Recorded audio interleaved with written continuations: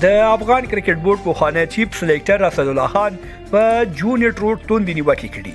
اسدالله خان ویلي چې جوناتن ټروټ له افغانستان سره د شبي قرارداد څخه سرغړونه کوي او باید جزایي شي. جزئیات همدلته وګورئ او انعکاس میډیا چینل سبسکرایب کړئ. د افغان کرکټ بورډ پخوانی چیف سلیکټر یا د ټاګونکي ډلګۍ مشر اسدالله خان د ملي لوبډلې په مشر روزونکي توندې نیوکې کړي او وایي چې ټروټ له افغانستان سره په قرارداد سرغړونه کوي او ورو له افغانستان سره خیانات پیلوي. اسدالله خان ویلي جوناتن ټروټ مخکې افغانستان ته له افغان لوبغاړو سره نه راتله، اوس په رسمي لوبو کې هم نه راځي. هغه ویلي د چمپیونز ټرافي سختې لوبې به مخکې لرو خو دوی په نورو لیګونو کې ځان مصروفه ساتلی. جوناتن ټروټ د ملي لوبډلې مشر روزونکی دی او اوس مهال په سویلي افریقا شلوریز لیګ کې د پریټوریا کیپیټلز لوبډلې مشر روزونکی دی او په دې لوبډلې کې ورسره د یوه افغان لوبغاړي رحمان الله ګربز روزنه هم ورپرغاړې ده.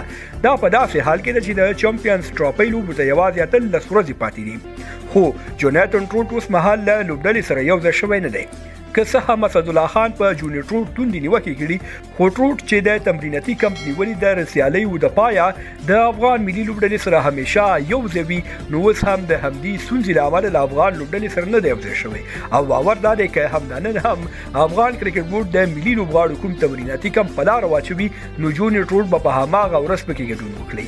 په حواله رسنیو کې هم افغان کرکټ څارونکو د اسدالله خان په دې څرګندونو غبرګونونه ښودلي او هغه د یاد دوه اړخیز قرارداد له مادو ناخبره بللی دی.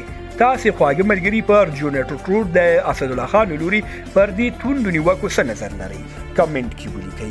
له ملتیاو لیدو مو نړۍ مننه. ویډیو لایک او شیر کړئ، چینل هم سبسکرایب کړئ. تر بیا ښې چارې لویه لمل شه.